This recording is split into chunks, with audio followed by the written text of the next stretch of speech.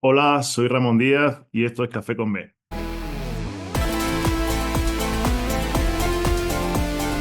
Muy buenas, bienvenidos y bienvenidas a Café con B, el podcast en el que disfrutaremos de un buen café acompañados por personalidades de nuestro baloncesto. Hoy tengo el placer de compartir este 40º café, número redondo ya, con un entrenador que ha desarrollado la mayor parte de su carrera fuera de nuestro país, concretamente en México, donde empezó como entrenador ayudante de la selección mexicana, viviendo una época dorada. Más adelante fichó como entrenador principal de los Halcones de Chalapa, o Xalapa, ahora me corregirás, que seguro que lo he dicho mal, en la LNBP, y en la actualidad dirige a los Capitanes de la Ciudad de México, que está compitiendo en la G-League, la Liga de Desarrollo de la NBA. Ramón Díaz. Ramón, ¿qué tal? ¿Cómo estás? Hola, buenas noches. ¿Qué tal? ¿Cómo estás, Roberto? Muy bien. Lo he dicho mal, seguro, ¿no? Halcones de... Jalapa. Pues ya sabía yo que ninguna de las dos formas iba a ser. Nada, bien, encantadísimo de que estés aquí. Muchísimas gracias. Te lo he dicho fuera de micros, pero te vuelvo a decir muchísimas gracias por aceptar la invitación tan rápido y con tantas facilidades, más incluso sabiendo el cambio horario, ¿no? que tenemos. Aquí ahora mismo estamos grabando de noche, ahí a mediodía, y siempre es de agradecer que puedas sacar un ratito pues para compartir un poco tu historia con nosotros. No, la verdad que yo encantado de poder estar aquí contigo, Roberto. Siempre lo he dicho y te lo he dicho también fuera de micrófono a toda la gente que intentáis contar la historia de los muchos que estamos fuera de España, pues tenemos que estar agradecidos, así que yo siempre estoy disponible pues, para hablar de baloncesto, para tomarnos un café, para lo que haga falta, la verdad. Perfecto. Pues vamos a empezar. ¿Quién es Ramón Díaz?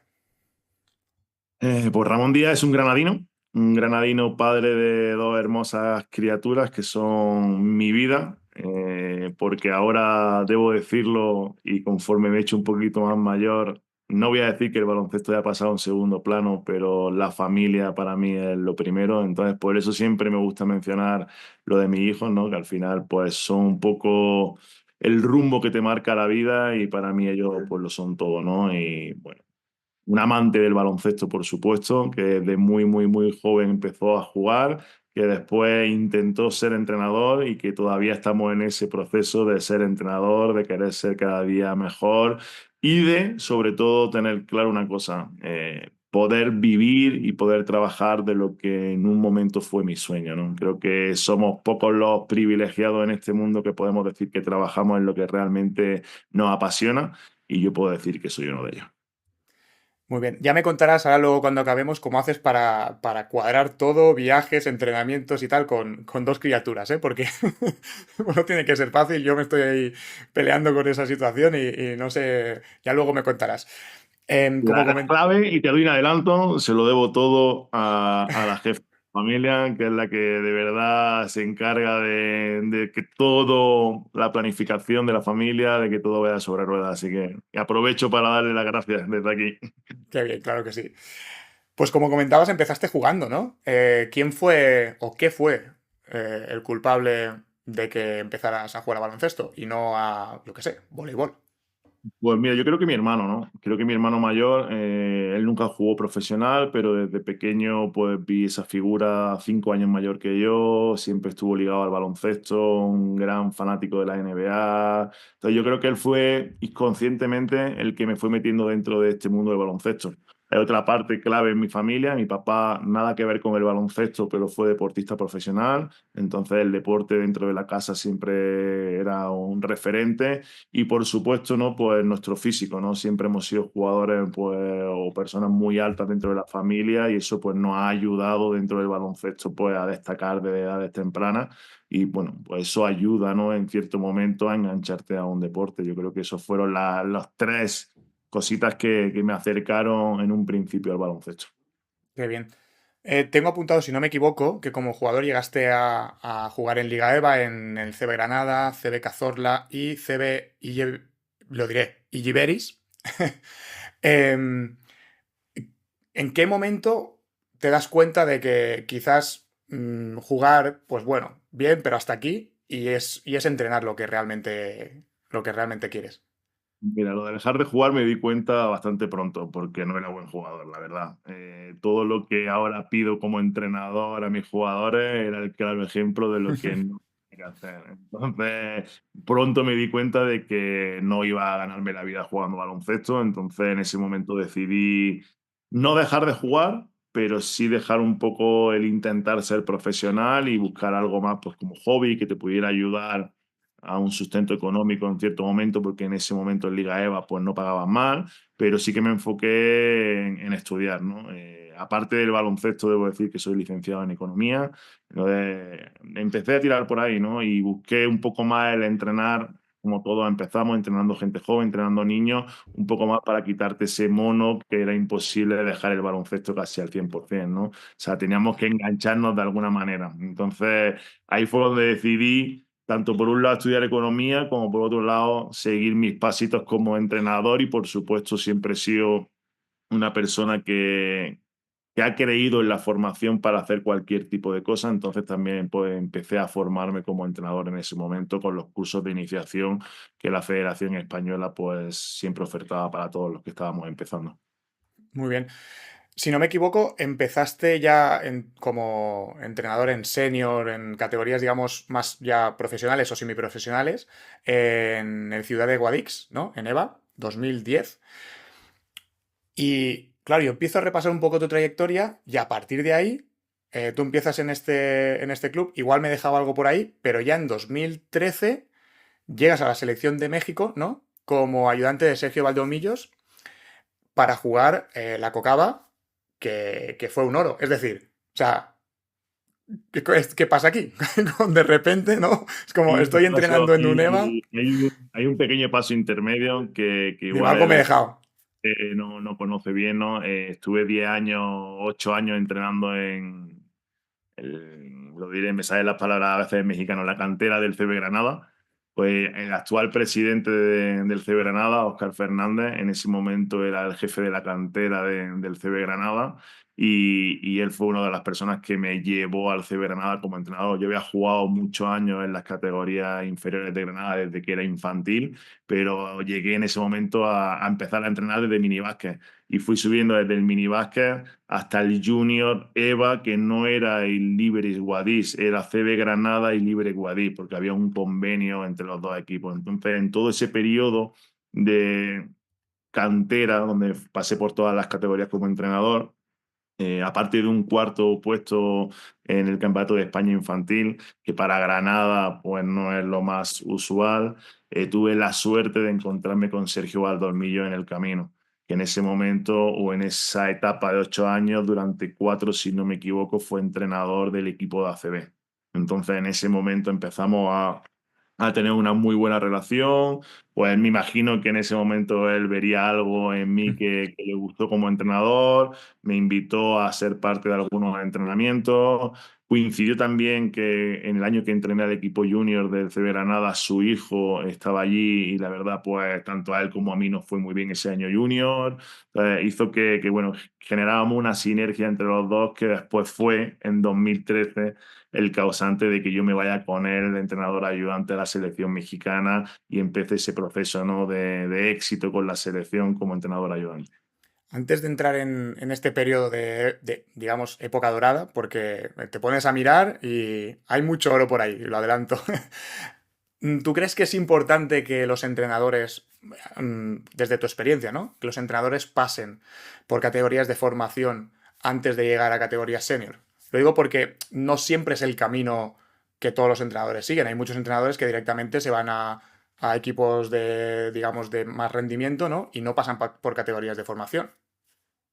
Pues mira, no sabría decirte el camino perfecto, ¿no? Creo que, como tú lo has dicho, hay tantos caminos y diferentes que es muy difícil marcar cuál es el correcto. Lo que sí te puedo decir, y hablando de mi experiencia, es que a mí sí me sirvió muchísimo. Me sirvió muchísimo para darme cuenta del entrenador que no quería ser.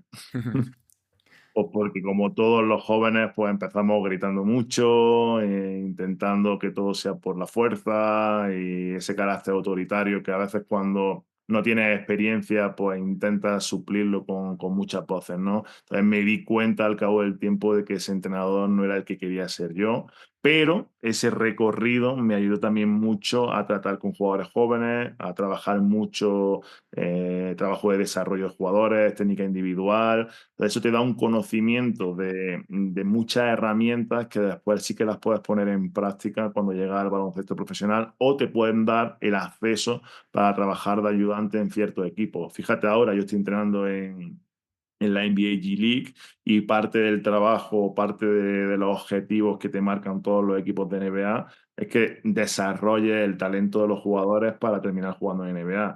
No te voy a decir que esa experiencia de cantera lo es todo para estar donde estoy, pero sí que es verdad que el haberte sentido identificado en el desarrollo de jugadores trabajando en una cantera importante como era el CB Granada, pues sí que me dio esa idea inicial de qué planteamiento de desarrollo querría con muchos de los jugadores que han trabajado conmigo, no solo en G-League, sino también en la etapa de la Liga Nacional. Qué bueno. ¿Qué recuerdas de el momento en el que Sergio te dice, oye, ¿te vienes conmigo a la selección mexicana? Porque claro, no es que te vienes conmigo a, yo qué sé, a un equipo de Madrid y estás en Granada. Es que te vas a la otra Pues, punta del mundo. pues mira, es que una historia que a veces es difícil hasta de, no sé cómo, o sea, no sé ni cómo surgió ni cómo accedí a ella, porque en ese momento llevaba 2 años con un negocio que acababa de montar en Granada, nada que ver con baloncesto, que estaba yendo muy bien, tenía involucrado a mi hermano, a parte de mi familia, estaba entrenando en Liga EVA en ese momento, que era lo máximo que había llegado a entrenar en Granada, estaba a un año de casarme. Total, que había como un plan de vida establecido para que mi vida fuese en Granada. Y bueno, cuando Sergio me lo propone, me dice, Ramón, va a ser un mes.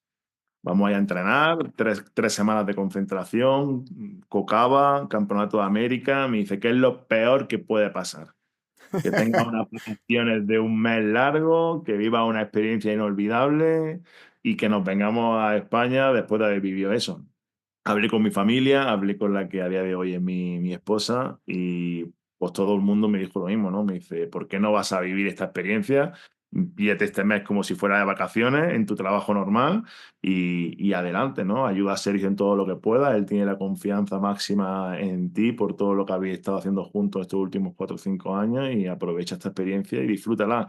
Y a partir de ahí, pues bueno, todo cambió para mí, ¿no? O sea, ese verano de 2013 de Cocaba y Campeonato de América, en ese momento, o sea, Campeonato de América, bueno, en ese momento creo que se llamaba todavía Campeonato de América, ahora es la AmeriCup, La AmeriCup. pero Hmm. Venezuela, la verdad que fue un campeonato inolvidable. Fuimos como invitados, terminamos siendo campeones de América, me toca dirigir a mí la final. Bueno, un cúmulo de cosas que jamás en la vida ni había pensado, no soñar, ni había imaginado. Claro, justo iba a preguntarte un poco más adelante, pero ya que lo has mencionado, te tocó dirigir la final de la AmeriCup, de la FIBA Américas, creo que se llama ahora, ¿no? Ajá. Porque Sergio estaba sancionado o algo así, ¿no? O algo, no sé No, exactamente qué le pasó. bueno, fue una decisión arbitral, la verdad, que después de haber analizado 200 millones de veces, porque hemos visto ese vídeo 1000 veces, bueno, decidieron expulsarlo para mí súper injustamente.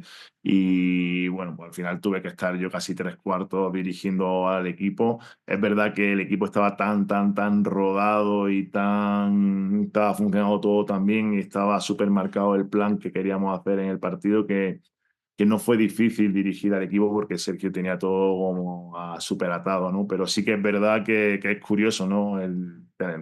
Llegar a ese punto y encima tener que dirigir tres cuartos, ¿no? En una final. ¿Tú cuando ves la situación te entraron sudores o cómo? Porque claro, yo me pongo ahí en la situación y digo, hostia, que es lo que dices tú, que queda más de medio partido, que es prácticamente el partido completo, es una final y me ha tocado. La verdad que yo soy un tío con carácter, ¿no? Y nunca o sea, como que me ha achicado ante ninguna situación, sea cual sea la que haya llegado, pero es verdad y no te lo voy a negar. Yo había entrenado en Liga EVA, pero había entrenado en Campeonato de España, pero nunca había dirigido a una selección absoluta en un campeonato, una final de un campeonato de América, eh, sí que daba vértigo un poco. Y te digo, me dio más vértigo, creo, después, cuando pasaron los días, que en el momento, ¿no? En el momento está todo tan reciente, todo pasa tan rápido, que lo único que termina siendo es entrenador.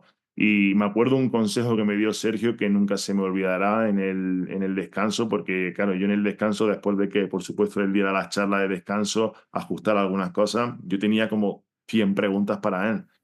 Y él me dijo, Ramón, sé tú, si estás aquí es porque confío en ti. Si estás aquí es porque te has ganado estar aquí.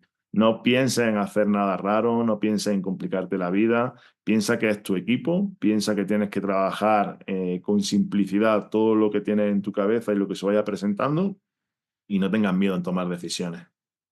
Y la verdad que tengo un recuerdo de esa final, de que pasara súper, súper rápida. O sea, si me pongo a pensar, me acuerdo de ciertos momentos claves, pero no tengo el recuerdo de los 20 minutos en mi cabeza de esa segunda parte. Qué bueno, qué bueno. Pues no fue mal el consejo tampoco, ¿eh? Además, es un consejo que fíjate que a día de hoy lo sigo, fuera de broma, utilizando y que muchas veces cuando hay muchos entrenadores que me preguntan y tal, lo utilizo, ¿no? Porque muchas veces queremos ser más de lo que somos y a veces el simplificar las cosas y lo simple hacerlo bien da mucho más beneficio que el querer pensar de más o hacer de más cuando a veces no estamos ni siquiera preparados o tu equipo ni siquiera está preparado para hacerlo. Claro, totalmente. Oye, ¿qué recuerdas de este primer momento de ponerte al frente, aunque fuese ayudante? O sea, entrar a la pista y tener a los 12 o los 14 mejores jugadores de México. Es que claro, es lo que dices tú, venías de entrenar a un EVA y de repente a una selección. Entonces, claro, este primer momento de pisar pista, mirar así y decir, vale, tengo a los 12 mejores jugadores de México. ¿Ahora qué? Pues mira, la verdad que ahí tengo que decirte que le debo muchísimo a Sergio, ¿no? No solo por darme la oportunidad, sino con él todo fue muy fácil.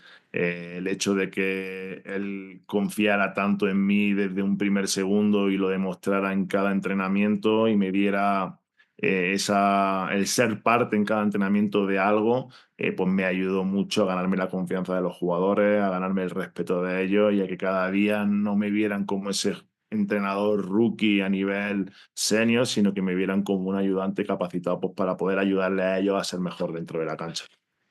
Ujú. Qué bien. Siguiendo un poco con tu trayectoria, como comentábamos, empezasteis con el Cocaba, oro, luego fui a América, o AmeriCup, creo que no sé qué se llamaba así antes, oro también, pero es que en 2014 vais al Centro Básquet, no sé si los nombres son los que son o se han ido cambiando, pero bueno, este es un poco el torneo, al año siguiente y vuelve a ser oro.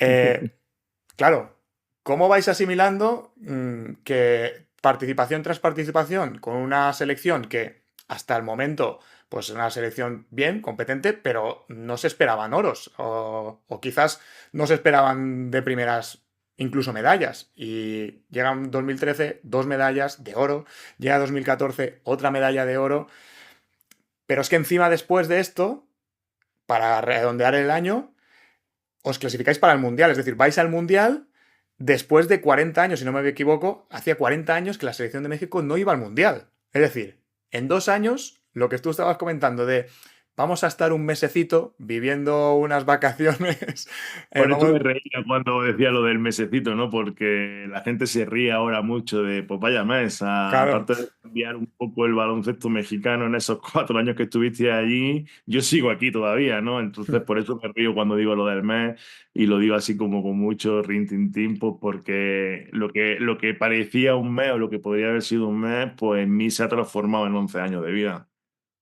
Casi nada.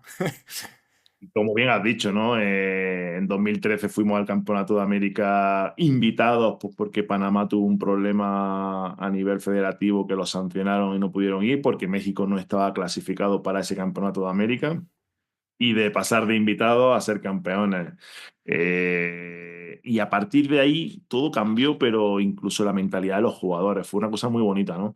Porque es verdad que vuelvo a repetir, Sergio hizo un trabajo increíble con ellos, pero la verdad que ellos hicieron un cambio, ¿no? En el chip de decir, mierda, sí que podemos competir al máximo nivel.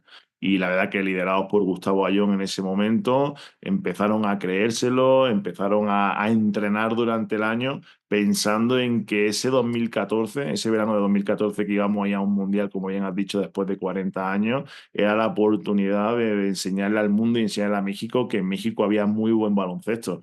Y yo creo que ese verano, junto con el siguiente verano de 2015 en el preolímpico, que jugamos aquí en México, jugamos nuestro mejor baloncesto, ¿no? Creo que le competimos a selecciones como Australia y Lituania en el Mundial. Tuvimos la mala suerte de cruzarnos con Estados Unidos en octavos de final y caímos por 19 puntos solo, que en ese momento estaban ganándole a todos los equipos de 40 o 50. La verdad que fue un Mundial increíble, ¿no? Y encima el jugarlo en casa, para mí era como te fuiste hace un año, cuando era aquí un pardillo entrenando en un equipo de Liga EVA, perdón, con todos los respetos para los entrenadores que hemos pasado por Liga EVA, y vuelves entrenando de ayudante a una selección que está dentro del Mundial, que va a jugar, me acuerdo el día de Estados Unidos, de tener enfrente, y yo me encargaba de hacer el scouting, Harden, Kyrie Irving, Kevin Durant, Anthony Davis, mierda. O sea, y fue el scouting para jugar el día siguiente contra ellos, ¿no? Entonces sí que es verdad que llega un momento en que dice, ¿y cómo ha pasado todo tan rápido? Pero bueno, ahora que soy bastante más maduro y he aprendido bastante de cómo funciona el negocio, le digo muchas veces, ¿no? A la gente joven que los trenes pasan una vez en la vida y hay que tener dos cosas. Una, las ganas de subirse y la motivación de subirse. Y dos, estar listo para que cuando te subas nadie te haga que te baje o que te eche. Totalmente. Que a veces hablamos de suerte y sí, obviamente hay una pizca de suerte, pero hay que estar en el momento indicado, en el sitio indicado y preparado, que es lo más importante, porque muchas veces decimos esto, ¿no? Ah, es que estás en el sitio indicado, en el momento indicado. Ya, pero es que tienes que estar preparado. Y si no estás preparado, da igual que estés en el sitio. Qué bueno que lo dice Roberto, porque yo al principio siempre era de los que decía, joder, qué suerte he tenido, qué suerte he tenido. Y llegaba a España a veces, ¿no? Y me decía gente, coño, qué suerte y qué suerte. Y es verdad que yo decía, pues sí, pero llegó un momento en que dije, mira, pues igual tampoco es tanta suerte, porque yo después he invitado a gente a venir y no todo el mundo está dispuesto a hacer una maleta y venirse unos meses a trabajar al otro lado del charco en ese momento por poco dinero. O no todo el mundo está acostumbrado a dejar su vida personal por intentar cumplir su sueño laboral. Entonces, es suerte, pero hay que querer hacerlo y después, una vez que quieres hacerlo y estás aquí, tienes que dar el ancho y hacerlo bien, porque está claro que te pueden dar la oportunidad de venir, pero si no cumples con los resultados, está claro que te vuelves, Sí, como le sí, ha pasado a muchos entrenadores. totalmente, totalmente, coincido totalmente. En todos estos años que estuviste en Selección de México, si tuvieses que quedarte con una medalla o con un evento, me refiero, porque a lo mejor para ti lo más importante fue la clasificación para el Mundial y no tanto la medalla, ¿no? Si tuvieras que quedarte con una medalla o un evento de este periodo, ¿con cuál te quedarías?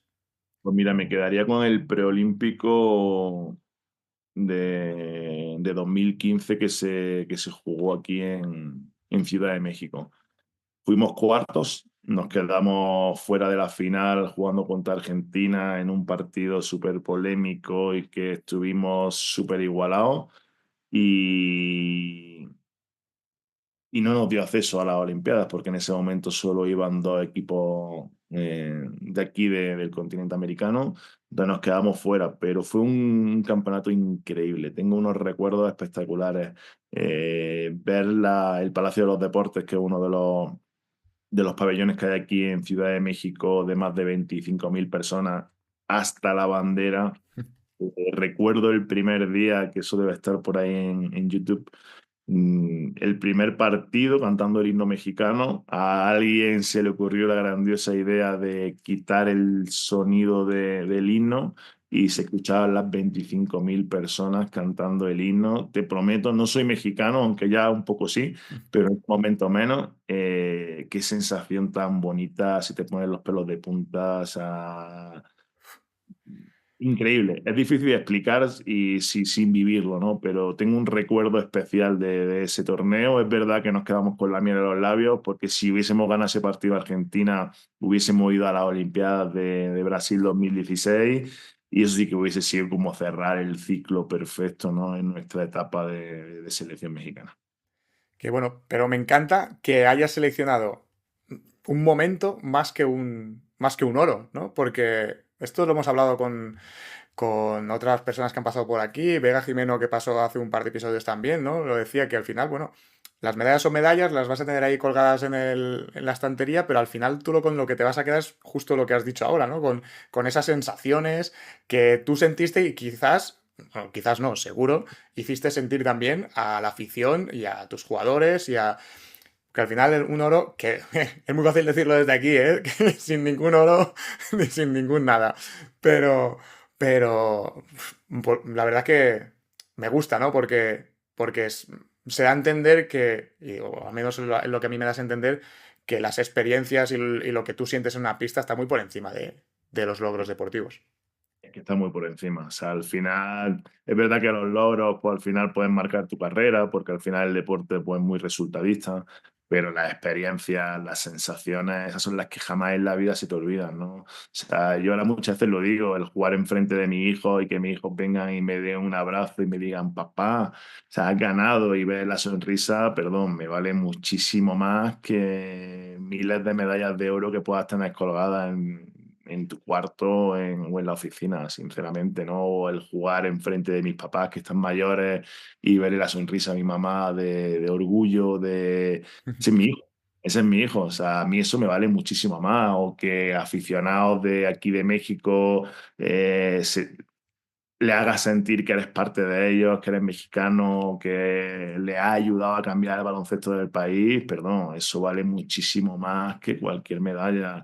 El otro día debutó con nosotros un chico mexicano, Rodrigo Domínguez, que yo lo conocía desde los 14 años porque lo becamos en un proyecto que creamos también con la selección nacional en el Centro de Alto Rendimiento, parecido a lo que fue el siglo XXI en España. Y pasé de verlo con 14 años ahí y entrenarlo ahí tecnificación a debutar conmigo hace 2 semanas en G-League, ¿no? Yo me quedo con eso, esos son los grandes logros de los entrenadores, ¿no? El que puedas tocar ciertas personas y cambiarles la vida o ayudarles a cambiarles la vida. Mucho más bonito y mucho más enriquecedor que ganar partidos, ganar campeonatos, aunque es cierto, y vuelvo a decir que esto es un deporte resultadista y si no ganas, pues no sigues trabajando. Sí, sí, totalmente, coincido totalmente. Si seguimos un poco con la trayectoria, aunque realmente es como en medio de estos años que hemos repasado, en la 2013-2014 fichas por el Halcones de Jalapa, ahora sí que lo he dicho bien, de la Liga Nacional de Baloncesto Profesional de México. Eh, claro, aquí ya es meterte de lleno en la Liga Mexicana, ya no es selecciones, que igual son concentraciones, vas bien, es tal, sino que ahora ya es, me meto a tope. Tú tenías Pero muy claro... ahí no ficho como primer entrenador, Ah, fichas ahí antes. y Sergio Valdolmillo ficha como primer entrenador y yo me voy con él de segundo entrenador también. La idea que tenía Sergio, en ese momento Halcones de Jalapa tenía como 5 o 6 jugadores importantes de la selección mexicana, que eran los que estaban jugando aquí en México, era intentar trabajar con ellos durante toda la temporada para intentar llegar al verano de 2014 con mucho trabajo adelantado y que pudiéramos competir al máximo nivel en el Mundial de España. Entonces, por eso fichamos en Halcones de Jalapa ese año, no solo con la idea de la selección, pero sí de tener al máximo número de jugadores mexicanos de alto nivel, pues para bueno, trabajar con ellos no solo un verano, no solo una concentración, sino todo el año. Qué bueno. Fue complicada esa decisión, tomar esa decisión, por el hecho de, como tú dices, al final ya no estás solo, es una familia y no te vas unos meses, sino que es para una temporada completa. No, 100%, ¿no? Eso fue mucho más difícil de tomar la decisión que la del mesecillo ese de verano para vivir la experiencia. Porque, claro, en ese momento pues, mi mujer trabajaba en España, no teníamos hijos todavía, no estábamos casados, pero teníamos pensado casarnos justo a finales de mayo del 2014. Entonces, bueno, al estar fuera de tu casa 8 meses si la persona que quiere, sabiendo que te vas a casar con ella, pues no es sencillo. Y esas son las pequeñas o las grandes cosas que te decía antes, ¿no? De que la gente dice que suerte, pero cuántos sacrificios hacemos al final para llegar donde estamos, ¿no? Y no solo ese, ¿sabes? Y te voy a contar uno muy personal, que no lo he contado muchas veces, pero creo que algunas sí. Yo por el baloncesto no pude ver nacer a mi primer hijo. Entonces, o sea, y no digo que esté orgulloso de hacerlo o no hacerlo, ¿no? Fue una decisión muy personal que en ese momento la tomé así. No sé si volviera para atrás, volvería a tomarla de la misma manera, pero hasta ese punto, ¿no? A veces somos capaces de llegar a sacrificar cosas por la gente que de verdad queremos llegar a cumplir nuestros sueños, que creemos que es el camino para cumplirlo. No digo que sea la manera correcta, pero al final no todo el mundo está dispuesto a sacrificar muchas cosas en su vida para cumplir. Sí, sí, totalmente. Y te agradezco que cuentes estas experiencias porque al final es lo que hablábamos un poco fuera de micros, ¿no? Cuando se me ocurrió el hacer este podcast, una de las cosas era que los oyentes, los espectadores, vean la parte B. La parte A es lo que estábamos viendo también, ¿no? De he ganado un oro, me he ido aquí, me he ido allá, he cambiado el baloncesto mexicano, vale, todo eso está muy bonito, está muy bien, pero no se saben las horas que hay detrás, los sacrificios que hay detrás, justo lo que has dicho. Me voy 8 meses con la persona que será mi mujer, pero no la voy a ver en 8 meses. Nace mi primer hijo, tampoco puedo estar. Claro, todo eso no se ve. Y todo eso o sea, eso realmente, creo yo, es lo que va a hacer que valga la pena después o no valga la pena todo el sacrificio, ¿sabes? Porque puede irte muy bien, pero puede irte muy mal. Y después echar la vista atrás y dices, joder, he sacrificado todo esto y ahora no me puedo dedicar a entrenar. O me tengo que dedicar a otra cosa. Totalmente de acuerdo. Lo único que hay que tener claro, o por lo menos yo a día de hoy lo tengo muy claro, y es que no voy a lamentarme de las decisiones que he tomado. Puedo decir, oye, pues esta creo que la tomé mal, o esta la tomé bien, pero no voy a lamentarme, ¿no? Y esto saco esta reflexión de una pregunta muy típica que me hace mucha gente ahora de, oye, ¿te ves entrenando en la NBA? O sea, es que pensar en el futuro mucho, pensar en el pasado mucho y no vivir el presente, al final creo que te hace desviarte del camino verdadero, ¿no? O sea, y sé que suena muy tópico lo de vivir el presente, pero es que cuando dejas de vivir el presente, dejas de disfrutar del presente. O sea, ¿quién me iba a decir a mí, antes del verano de 2013, iba a terminar 11 años después entrenando a un equipo en G-League que va tercero en la clasificación y que a lo mejor tengo posibilidades de poder dar un paso más en mi carrera en los próximos años? O sea, nadie, ni el mejor de mis sueños. Entonces, creo que seguir pensando en el futuro nos hace mucho daño. Entonces, tenemos que, de verdad, disfrutar de lo que tenemos. Así, si mañana terminara mi carrera deportiva, tendría que decir, Ramón, has triunfado porque jamás en la vida pensaste en llegar a donde estás. ¿Que vienen mejores cosas? Pues genial. ¿Que vienen peores? Genial. Pero disfruta de cada segundo de vida, pues porque eres un privilegiado. Sí, sí, sí, totalmente. O sea, suscribo cada una de las palabras. O sea que también entiendo que lancen esa pregunta porque pues tenemos un caso muy cercano, ¿no? que al final pues alcanza la NBA, pero es normal que esas preguntas No, surjan. pero no me refería, o sea, no quería hablar del tema de ese, sino me refería, o sea, al final el ser humano tendemos siempre Sí, a no estar aquí. O a irnos aquí o a irnos allí. Si te vas al pasado, ¿y por qué hice esto? Y a lamentarte y tal. Y si te vas al futuro, buscando expectativas.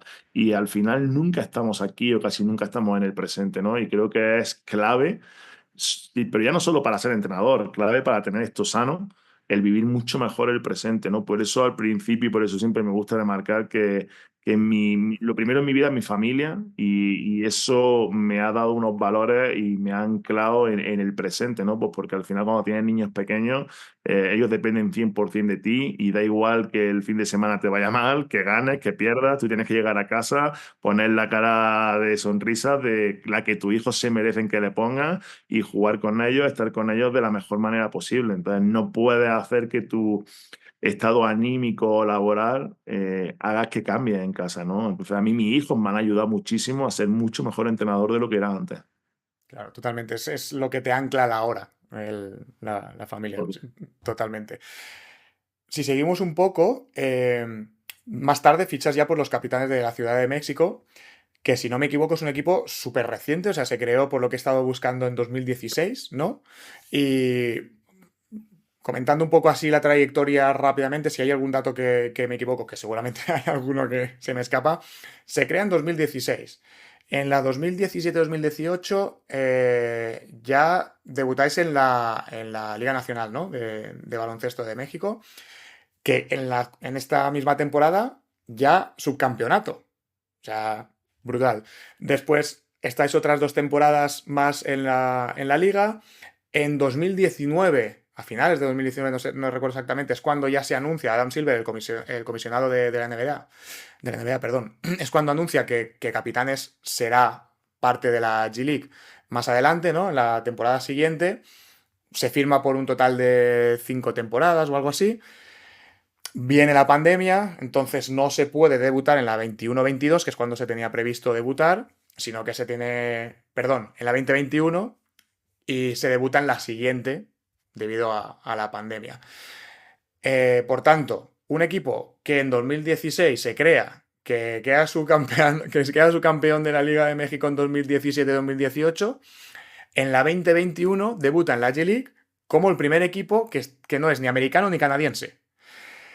Y a partir de ahí ya, 22-23, 23-24, 24-25, que es la actual, terceros en vuestra conferencia. En las anteriores siempre habéis sido top 10, si no me equivoco. No sabría decir exactamente, creo que séptimos y octavos, algo así, pero top 10 de 16 equipos creo que hay por conferencia. Es decir, a mí me da vértigo de verlo. No sé a ti qué se te pasa por la cabeza. no vértigo, ¿no? Pero sí que me he hecho la mirada atrás y aparte hace 4 días cumplí 300 partidos con capitanes y me pongo a mirar atrás porque ese año que tú has mencionado de 2016, cuando se crea el club, no compite. O sea, el primer año que compite es la temporada 17-18, que ya la dirijo yo, y ya desde 2016 yo estaba trabajando con ellos en cómo generar el proyecto, en qué tipo de jugadores, cuál iba a ser la identidad, la filosofía del club, porque fíjate que tuve oportunidades de entrenar profesional antes en México, pero, y vuelvo otra vez a la persona de Sergio Valdormillos, que ha sido muy influente positivamente en mi carrera. Él me decía, Ramón, yo sé que estás deseando ser entrenador y te han llegado ofertas, pero hay que saber elegir dónde. Y va a ser muy importante el que elijas dónde, porque vas a ser un entrenador muy joven, tienen que confiar en ti, tienes que generar un buen feeling con las personas que vayan a tomar las decisiones dentro del club, pues porque vas a necesitar esa estabilidad pues para hacer tu baloncesto y generar un proyecto, ¿no? Entonces, cuando llegó la idea esta de un proyecto nuevo, donde hablé con el dueño y no me hablaba de resultados, solo me hablaba oye, quiero esta identidad y quiero llegar a cada rincón de la ciudad y sueño con la NBA. Y yo en ese momento decía, tío, hombre, estás loco, ¿cómo que NBA? ¿Y qué tal si todavía no hemos jugado ni un partido en la Liga Nacional? A mí me mencionó en la primera entrevista que tuve con él que su sueño era tener un equipo en la NBA. Y yo decía que estaba totalmente loco. Ahora nos reímos mientras nos tomamos alguna cerveza aquí, de vez en cuando, ¿no? Esas conversaciones. Pero fue tan bonito lo que me contó que yo dije en ese momento, mierda, este tiene que ser tiene que ser mi proyecto, o sea, yo tengo que entrar aquí sea como sea, ¿no? Entonces le hice un planteamiento de cómo yo construiría el equipo deportivo. Yo en ese momento tenía el acceso, la verdad, a muchos jugadores de la selección mexicana y tenía muy buena relación con ellos, entonces fue muy sencillo convencerlos de que viniera a un proyecto que iba a ser un proyecto importante en la capital de la ciudad, que no tenía equipo en ese momento. Y todo fue sobre ruedas, tú lo has dicho.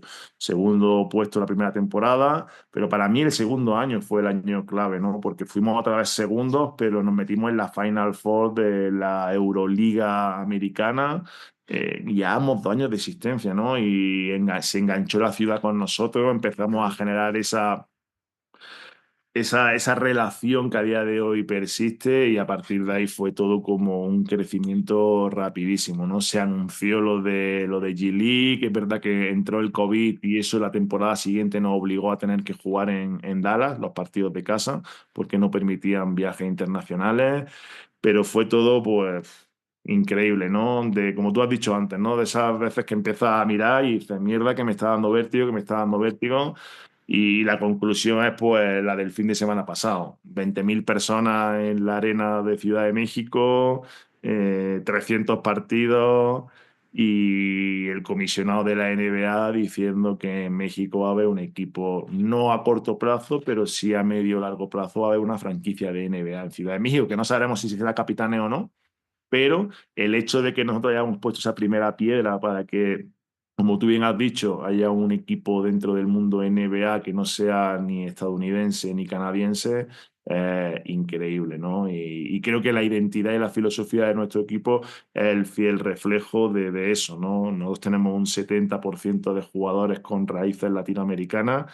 Hemos conseguido poner dentro del mundo NBA jugadores latinos que creo no hubiesen tenido la oportunidad nunca de poder enseñar lo que eran dentro de la NBA, así que muy, muy orgulloso, ¿no? Y vuelvo otra vez a no ganar o perder, sino a qué estás haciendo con tu vida, ¿no? ¿Qué valores o qué sensaciones te quedan?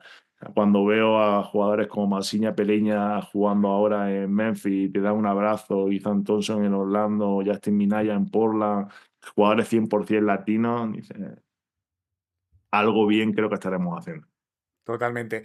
Y el hecho de que, claro, yo esto no lo sabía, que formaste parte del proyecto de Capitanes desde cero. O sea, claro, eso todavía te llenará más todavía, ¿no? De orgullo, de ver lo que está, en qué se está convirtiendo el equipo, la franquicia. Claro, no es lo mismo que tú fiches claro, es que es como, estábamos hablando de hijos, pues es como un hijo. Es que lo has visto nacer y lo estás viendo crecer. ¿Hasta dónde? Aparte lo he visto crecer paralelamente a cómo he visto crecer a mi hijo, porque tenemos prácticamente la misma edad, y me he visto yo crecer también laboralmente, porque yo no soy ni la sombra de lo que era en ese momento. Y no hablo de mejor o peor entrenador, hablo de persona, ¿no? A mí Capitanes me ha cambiado la vida. O sea, yo lo digo públicamente muchas veces. O sea, no sé cuánto tiempo más estaré aquí, pues porque al final, pues bueno, el deporte funciona de esta manera y para mí ya es un privilegio haber cumplido 8 temporadas en una misma institución. Ojalá sean muchas más, pero sea una, sea ninguna o sea 30, Capitanes siempre estará en mi corazón. Capitanes siempre será parte de mi vida y a mí nunca, no es que se me olvide, sino siempre tendrán aquí a un fiel seguidor de Capitanes forever. Claro. Y además, si no me equivoco, habéis montado también la Academia Capitanes, creo que se llama. Claro, esto todavía me demuestra a mí, me da a entender que tu compromiso con la ciudad, no solamente con el baloncesto en general, sino con la Ciudad de México, todavía va más allá. O sea, por lo que tengo entendido, ahora me corriges y me explicas un poco más, porque creo que es un proyecto súper bonito. Es una academia en la que ya tenéis prácticamente 500 niños, ¿no? Y trabajáis con esto y el objetivo al final es desarrollar el baloncesto dentro de la ciudad. Pues mira, es que ese era el primer sueño, como te he dicho antes, del dueño cuando tuve la primera entrevista, ¿no? Él me decía, es que me encantaría que un niño llegara y dijera, quiero ser Juan Toscano, y se sintiera identificado, ¿no? Con quiero ser ese mexicano, soy capitán, o vea la playera del equipo, aunque sea pirata, en la esquina de la colonia tal, no sé qué. Era como el sueño del dueño, ¿no? y se está cumpliendo. El otro día me dijeron un dato, tenemos más de 650 niños ya en la academia, es una academia relativamente nueva que tiene 3 años, entonces está creciendo muchísimo, cada vez hay más nivel dentro de la academia, ya algunos de ellos están empezando a ser becados por universidades mexicanas, pues aquí las universidades funcionan parecido a en Estados Unidos, hay becas deportivas, entonces ya están empezando a salir los primeros jugadores con algunas becas y hemos conseguido hacer, que esto es algo muy nuevo, dos proyectos paralelos a lo que es la academia. Una academia elite, que lo que queremos es, pues, como, puede ser como una cantera un poco más de un equipo ACB, donde tengamos ahí pues, a los 30, 40 mejores jugadores y queremos empezar a hacer torneos, viajar a torneos internacionales, pues para darle también esa proyección a los jugadores. Y después tenemos un proyecto muy chiquito que se llama Capitanes por México, donde todos los años vamos a becar a dos jugadores de entre 17 y 22 años para que sean parte del primer equipo y podamos trabajar con ellos. Y este año, por ejemplo, el chico este que te he dicho, Rodrigo Domínguez, ha sido uno de los que estuvo con nosotros desde septiembre trabajando y que hace una semana o 10 días debutó por primera vez en la liga. Qué bueno. Me encanta porque veo como, claro, es que es normal que digas que ya eres medio mexicano, es que, que claro, es normal. Aprovechando que estás en la G-League, ¿no? En la Liga de Desarrollo y al final, pues quieras que no, es competición americana, ¿no? Y estás 100% metido en competición americana, seguramente tengas experiencia en este sentido.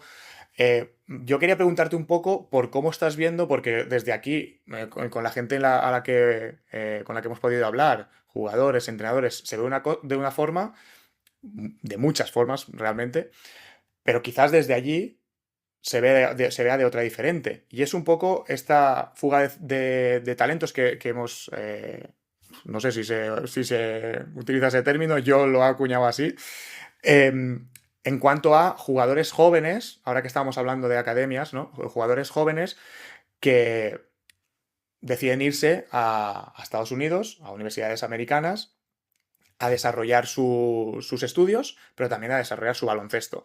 Y desde aquí los clubes no pueden retenerlos, ¿no? Obviamente, porque pues, ha ido evolucionando, ahora les pueden pagar un salario, aquí no se puede. Luego, si quieres mantener un jugador en ACB es muy complejo, si lo cedes a LEB, la LEB cada vez está más fuerte. Es una situación muy compleja, ¿no? Entonces, como tú estás allí y lo tienes todo mucho más de cerca, porque seguramente jugadores universitarios también te pasen por las manos y los tengas muy a la orden del día, me gustaría tener un poco tu visión de qué es lo que está pasando en este sentido y si ves alguna solución, o quizás no es que tenga que haber una solución, quizás es que es a lo que vamos a desembocar y tenemos que asumir que o cambiamos nuestra forma de trabajar aquí o a la que vamos a llegar es simplemente a eso. Forma de trabajar y forma también de ofrecer nuestros estudios, ¿no? Siendo un poco críticos también en ese sentido. A ver, qué buena pregunta, ¿no? Pues además lo tengo bastante reciente porque no hemos hablado, pero desde el verano pasado también trabajo para la Federación de Canadá. Entonces tuve la posibilidad de entrenar al equipo U18 canadiense que jugó el Campeonato de América el verano pasado y que este verano vamos a jugar el Mundial en Suiza, U19. Y muchos de esos jugadores estaban en el proceso de poder entrar a la universidad, a lo que ellos llaman el college. ¿Qué es lo que ha cambiado? Básicamente una cosa, y es el dinero, ¿no? Hay jugadores de college ganando más de $1 millón por temporada. Pero no solo que estén ganando más de $1 millón los jugadores buenos, hay un grupo de jugadores que voy a llamarlo el que no sé si podrían llegar a ser profesionales en algún momento en el baloncesto europeo, que están ganando 200, 250.000, $300.000. Entonces, ¿cómo competir contra eso? Es muy complicado, ¿no? Y ahora me voy a poner la figura de papá y no la de hijo, ¿no? La de entrenador, perdón. Eh, Tu hijo tiene 17 años, llega a una universidad americana, te ofrece una beca, y no te hablo de dinero, una beca donde vas a estudiar completamente gratis, donde tu estancia en Estados Unidos va a ser completamente gratis, va a terminar siendo bilingüe Y si eres bueno, vas a tener las mismas posibilidades de jugar en la ACO o el LEP que cuando tienes 18 años, o quizá más, porque vas a estar mucho más maduro mental y físicamente que cuando tienes 17 o 18 años, y pocos equipos son los que te van a dar la oportunidad de jugar minutos. Entonces, como padre, sinceramente, al ver esta posibilidad, a lo mejor opto porque mi hijo se vaya a estudiar 4 años de universidad, tenga un futuro asegurado fuera del baloncesto, tenga la experiencia de ir a Estados Unidos, termine hablando perfectamente inglés y después, si él quiere y tiene el nivel, pueda jugar o no baloncesto profesional. O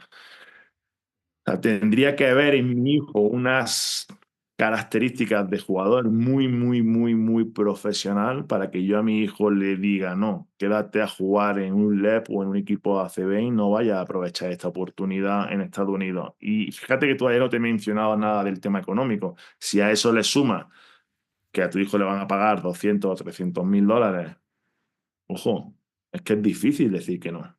Es difícil que no. Y solución, yo creo que no hay ninguna solución, porque esto va ahí a más. O sea, al final hay tanto dinero o se mueve tantísimo dinero en la NCAA que es complicado que esto vaya a cambiar. O sea, los entrenadores ganan más que entrenadores de NBA. Hay más seguidores, se paga muchísimos derechos de televisión, hay muchísimo dinero alrededor del baloncesto universitario o del deporte universitario en general. Entonces yo creo que no va a haber mucha solución. Y no te hablo solo de jugadores españoles. Yo creo que va a haber en un futuro no muy lejano problemas para fichar jugadores estadounidenses en un mercado medio-bajo del baloncesto europeo, porque después de haber ganado 300 mil dólares en la universidad, ¿quién va a ir a jugar a la Ley Oro por 4 o 5 mil dólares? Mm. No va a ser fácil convencer a gente de dar ese paso. Entonces, cuidado, que a lo mejor lo que tenemos que pensar es, en vez de ir a buscar fuera talento, igual tenemos que desarrollar mejor talento, aún sabiendo que el jugador ese top se te pueda ir al baloncesto estadounidense. Yo si mañana fuera el director de una cantera española, yo no me pelearía con esos jugadores que se quieren ir. Yo le ofrecería o le abriría las puertas de que se fueran para que si volvieran, quisieran volver conmigo. O sea, yo creo que ahora mismo pelear contra esos jugadores que se quieren ir es prácticamente imposible. Entonces vamos a generar una estrategia donde ese jugador top ayude a que el jugador 2, 3 y 4 tenga un buen nivel, que me puedan ayudar a entrenar y sobre todo si decide regresar a España de nuevo y quiera jugar en mi equipo.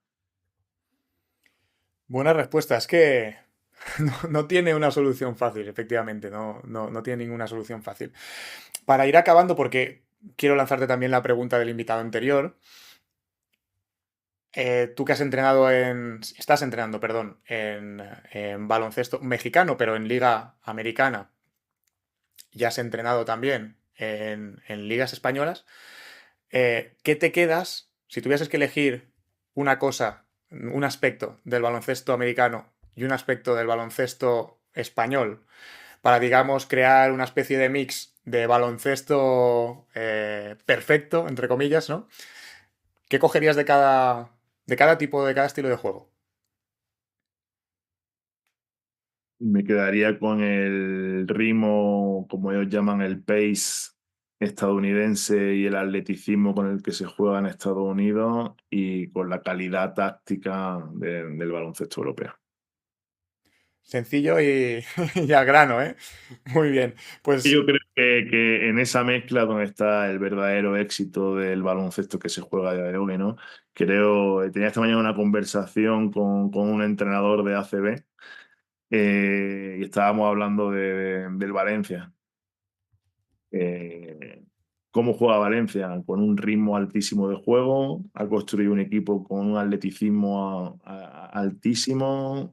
Si te fijas en los sistemas de juego, el 80% de las veces son sistemas de juego muy simplificados, pero con una eficiencia altísima, porque los jugadores juegan con una confianza alta, muchísimo tiro de 3 puntos, y después por supuesto, el toque mágico de Pedro, ¿no? De pues ese componente táctico que lo hace diferente, ¿no? Entonces, esa mezcla creo que es la esencia, ¿no? El éxito del baloncesto moderno. No solo vale decirlo, porque yo creo que muchos entrenadores tenemos claro esto, sino los jugadores son los que tienen que comprar el mensaje, el cómo querer jugar y que después lo apliquen en la cancha, que eso es lo más complicado. Totalmente. Pues mira, voy a lanzarte ahora la pregunta del invitado anterior que era Andrés Miso. Y él más que una pregunta, quería invitarte un poco a una reflexión. Una reflexión sobre la evolución del baloncesto actual. Él lo que decía era que si tú crees que estamos evolucionando o involucionando.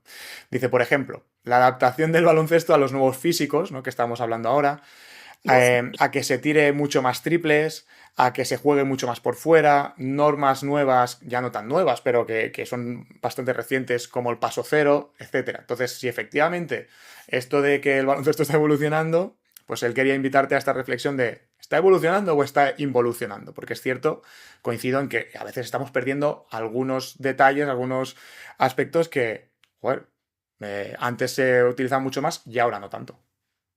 Yo 100% creo que evolucionando. Ahora, no significa que tengas que comprar todas las ideas o lo que hacen todos los entrenadores del nuevo baloncesto, del baloncesto moderno.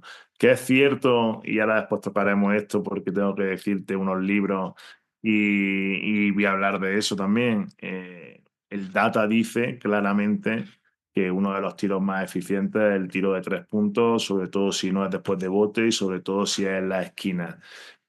¿Mis equipos van a tener un volumen de tiro de tres alto? 100%. Acabamos de tocar el tema de Valencia, que es el equipo que tira más tiros de tres en la ACB y, si no me equivoco, también en competición europea. Y ahí arriba está. Entonces está claro que el tirar de tres con una eficiencia alta hace que tu equipo sea más eficiente. Pero esto significa que no puedo tirar en mid-range o no puedo jugar el poste bajo. Para mí, no.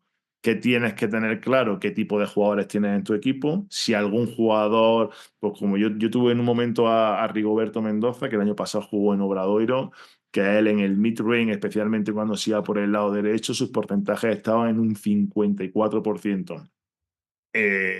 Perdón, está muy por encima del dato que te dice que ese tiro es ineficiente. ¿Le vas a prohibir hacerlo? No. Pues ese tipo de cosas creo que te dan una riqueza táctica que puede ser mejor que otros equipos, que pueden ser más previsibles si solo hacen el baloncesto moderno.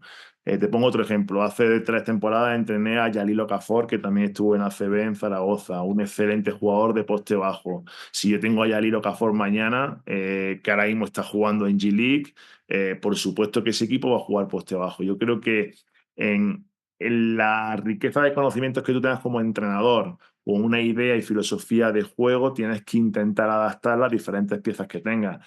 Para mí, evolución del baloncesto tiene que seguir siendo esa línea de jugar con mucho ritmo y tiro de tres, pero siempre teniendo en cuenta qué tipo de características especiales tienen tus jugadores dentro de los 12 que tengan en el roster y saber aplicar a lo mejor algún concepto, como se dice ahora, del old school, de poste bajo o tiros de media distancia. Para mí, siempre encontrar un balance entre diferentes cosas, dependiendo de cómo sea tu equipo, es la clave. Ujú. Qué bueno. Totalmente. Pues ahora es tu turno. Ahora tienes que lanzar tu pregunta para el siguiente invitado o invitada, que sí que sé quién es ya, pero que no te voy a decir. Bueno, pues la siguiente pregunta es si cree que una norma que ya hay aplicada en la G-League y otra que se está especulando que puede ser en un futuro pueden tener sentido en el baloncesto para generar mejores espacios. Y es mejores espacios y que el juego sea más rápido. Que los tiros libres valgan, solo se tire un tiro libre y valga o 2 puntos o 3 puntos, dependiendo si la falta es de un tiro de dos o un tiro de tres. Y si la línea de 4 puntos va a ayudar a generar ese baloncesto más espectacular, va a haber mejores espacios o no. Yo creo que podría ser que en un momento determinado se aplique en el baloncesto de aquí y no sé si en algún momento, y hablo a lo mejor a muy largo plazo, se podría llevar como parte de la evolución que está cumpliendo el baloncesto a Europa. Qué bueno, buena pregunta. Y sabiendo quién va a ser, yo creo que le va a gustar, le va a gustar. Y Vale, pues mucha gente habla de lo de la línea de cuatro como qué locura por lo del tiro, y yo no digo por lo del tiro tan lejano. Puede cambiar los espacios del juego, que eso para mí pues, es una de las claves, ¿no? La ocupación de espacios. Al tener la línea mucho más lejos, los espacios van a cambiar mucho más todavía. Entonces, a partir de ahí puede encontrarse nuevas maneras de jugar. Totalmente. Es que ahí en ese sentido, y si quieres, vamos cerrando, es que se oyen como extremos, ¿no? Lo que dices tú de metemos una línea de 4 o quitamos la línea de 3. Entonces es como, a ver, algún término medio tiene que haber, ¿no? Pues justo por lo que estabas hablando. Si metemos una línea de 4 pues se van a crear más espacios interiores, vamos a poder jugar a otras cosas porque van a haber mucho más espacios. Son este tipo de reglas, como los 3 segundos defensivos que hay en NBA, que no hay en las ligas europeas, ¿no? Bueno, al final todo es un poco el juego de jugar con los espacios, que es básicamente en lo que se basa el baloncesto, en saber aprovechar al máximo los espacios, saber crearlos y saber Y mira, no te aprovecharlos. decir una cosa que yo también la menciono mucho, ¿no? Hay para mí un error, ¿no? De muchos en Europa, ¿no? Que hay gente que dice, no, es que en Estados Unidos no se defiende, porque es mucho más fácil meter canasta. Y para mí todo viene, es verdad que hay equipos que defienden mejor, equipos que defienden peor, jugadores que defienden mejor, peor, son 82 partidos, hay momentos de la temporada en los que incluso el mismo jugador tiene otro tipo de energía dentro de la cancha, pero lo que cambia todo son los 3 segundos defensivos. Al final, ¿por qué se juegan tantas situaciones de uno contra uno? ¿Por qué se obliga a que los equipos hagan defensas de cambios defensivos? Pues porque al no estar establecido esa ayuda de último jugador dentro de la zona, al final hay un espacio mucho más grande pues, para generar unos contra uno. Si a eso le une los físicos de los jugadores estadounidenses o de los jugadores que están en NBA, pues se propicia mucho más esas situaciones de uno contra uno, de mismatch en uno contra uno, que es en el baloncesto europeo. Totalmente. Aquí tenemos para ir tirando del hilo mucho rato, ¿eh? Me puedo tomar 2 cafés, ¿eh? Sí, sí, yo también. Vale, pues nada, ahora para ir cerrando te voy a pedir las recomendaciones de un libro y después una película o una serie. Pues mira, voy a recomendar dos si me dejas, ¿vale? Uno es de baloncesto, que se llama Basketball on Paper, y me gusta mencionarlo Lo tengo porque por ahí. Además es real, uno de estos de que hay por aquí es Basketball on puede ser Paper. el naranjita que se ve allí, ¿eh? Sí, puede ser, a ver, es uno de esos de ahí, lo tengo por ahí. Yo me lo leí ya hace muchos años y fue un libro que me hizo cambiar un poco mi mentalidad como entrenador. Al final creo que el data es básico en la época en la que vivimos, no solo en el baloncesto, sino en cualquier ámbito. Y a mí personalmente el data me ayuda mucho a tomar decisiones, no solo tácticas, sino hasta de plantear trabajo individualizado con ciertos jugadores. Así que invito a que la gente se lo lea y es básico, pero al final te abre un poco la mente, ¿no? Hacia el data. Y el otro no tiene nada que ver con baloncesto, es un libro de psicología y es El monje que vendió su Ferrari. Qué bueno. Creo que hay mucha gente que se obsesiona con querer llegar, llegar, llegar y perdemos el norte y me incluyo porque a mí en cierto momento de mi vida a lo mejor también estuve dentro de ese bucle o de ese ciclo donde solo quieres seguir creciendo y hay que poner los pies en el suelo y valorar más lo que tenemos en el día a día. Totalmente. Este libro, El monje que vendió su Ferrari, ya lo ha recomendado algún otro invitado, entonces algo tiene que tener cuando sois varios los que lo recomendáis. Y me faltará la serie o la película.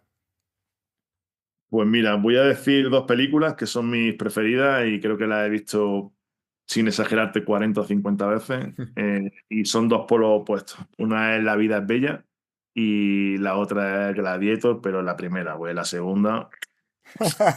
No te ha gustado la segunda, ¿eh? Es que soy tan fan de la primera que la segunda me dejó mucho que desear.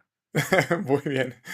Perfecto, pues ahí quedan estas recomendaciones. Antes de despedirnos, déjame recordar a nuestros oyentes y espectadores que estamos en YouTube, Spotify, Apple Podcast y iVoox. Así que si os ha gustado, os animo a suscribiros, a compartirlo con cualquier persona que penséis que le puede gustar, a darle like o 5 estrellas en función de dónde lo estéis escuchando. Y así pues nos ayudáis a que este proyecto vaya creciendo poco a poco. Y ahora sí, muchísimas gracias, Ramón, por compartir este café conmigo, por compartir este rato de sinceridad, sobre todo, por ser tan cercano. Y bueno, ya hemos visto que podríamos compartir también mucha parte de tu conocimiento durante muchas horas. Así que nada, encantadísimo de que hayas estado aquí con nosotros. Y ya sabes que siempre que quieras volver, pues tendrás una taza de café preparada. Pues Roberto, ve preparando café que la próxima vez que me llame aquí estaré de regreso. Un placer haber estado contigo y nada, un saludo a toda la gente que nos esté escuchando. Muchas veces se extraña a toda la gente de España. Muchísimas gracias. Y a vosotros y vosotras, los que nos escucháis y nos veis, muchas gracias por estar al otro lado. Y recordad, disfrutar de un buen café siempre es una buena idea, pero si además lo compartís con un amante del baloncesto como Ramón, pues oye, mejor que mejor. Un abrazo y hasta pronto.